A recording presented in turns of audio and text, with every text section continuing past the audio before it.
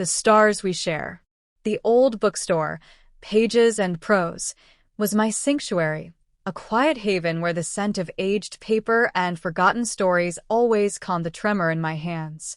After my mom, Sarah, passed away, it felt like the only place I could truly breathe.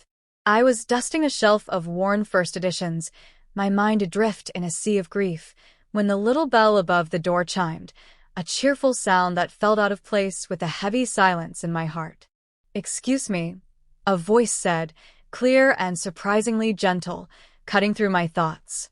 "Do you happen to have anything on astrophysics? Specifically black holes?" I turned slowly, my gaze lifting to meet the person who had spoken. He was a young man, no older than 25, with kind, intelligent eyes that crinkled slightly at the corners and a mop of unruly brown hair that seemed to defy gravity. He wasn't the usual customer seeking fantasy novels or popular romances that made up the bulk of our sales. He looked different. Deeper. "Third aisle, second shelf from the top," I mumbled, gesturing vaguely with my dust rag towards the back of the store, my voice a little rusty from disuse. I hadn't spoken much beyond necessary transactions since Mom left. He nodded, a small, polite smile gracing his lips, and he disappeared among the towering stacks, his footsteps quiet on the worn wooden floor. I went back to my dusting, the familiar ache in my chest a constant, dull companion. The world outside the bookstore felt loud and chaotic, but here, among the silent spines of books, I could almost pretend everything was okay. Almost. Days bled into weeks, then into a few months, and he became a regular fixture. Always the same polite request, always the same quiet, focused brows, and always leaving with a new, thick book on the cosmos. I learned his name was Liam. He'd arrive in the late afternoon, often just as the sun began to dip, casting long, golden shadows across the dusty aisles.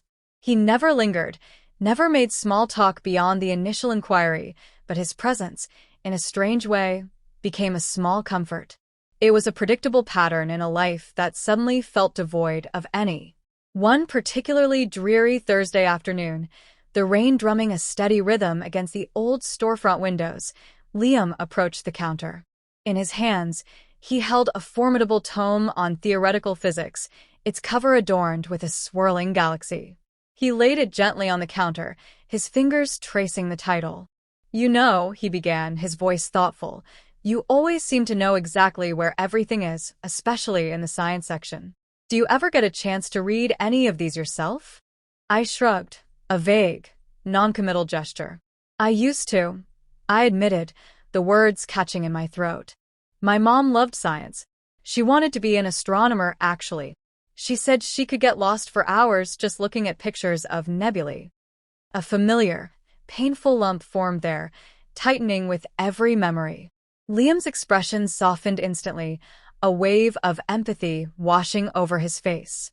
"My grandmother did too," he said, his voice a quiet murmur. "She always said the stars held all the answers, if you only knew how to read them. She believed we're all just stardust, you know?" He paid for his book, and just as he was about to turn and leave, he hesitated, his hand resting on the door handle. He turned back to face me, his kind eyes searching mine. "There's a meteor shower tonight," he said, a hopeful glint in his gaze. "The Perseids. It's supposed to be the best one in years. Really clear skies expected. Would you want to come watch it? With me?" My breath hitched. The unexpected invitation hung in the air between us, heavy with unspoken meaning. I hadn't gone out for months, hadn't done anything beyond managing the bookstore and navigating the endless, suffocating fog of my grief.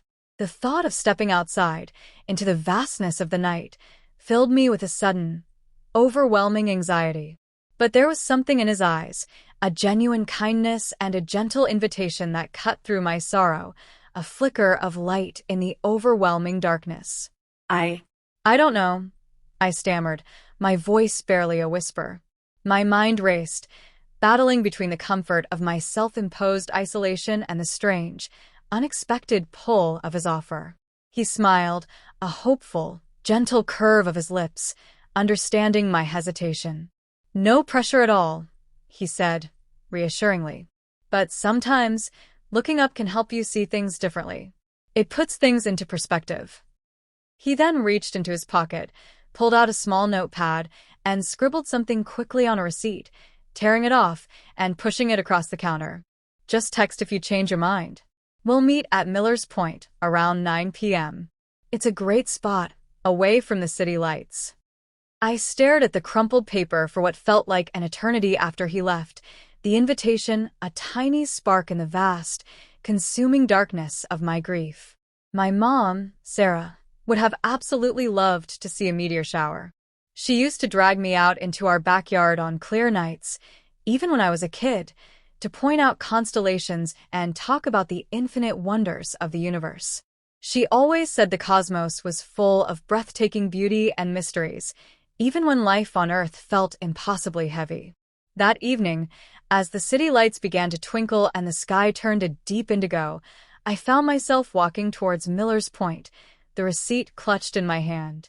My heart hammered against my ribs, a mix of apprehension and a strange, unfamiliar anticipation.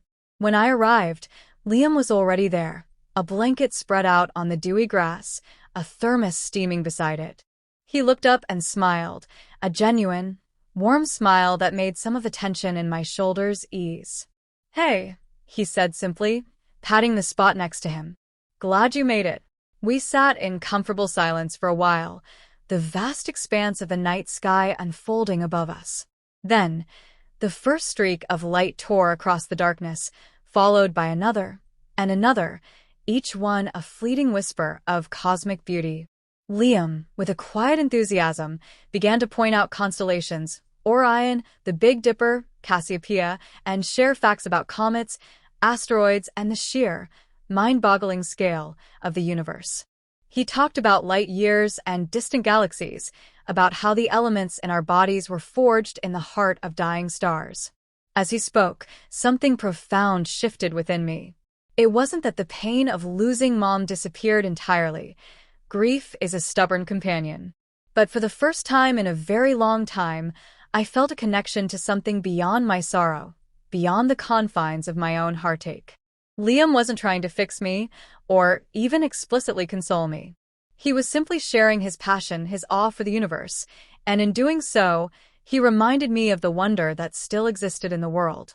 He showed me that even in the darkest nights, even when my own world felt shattered, there were still stars. There was still beauty, still mystery, still vastness. His words resonated with Mom's own love for the cosmos, a comforting echo across the void. It was as if, through Liam's eyes, I was seeing the universe the way she had always seen it, as a source of endless fascination and comfort.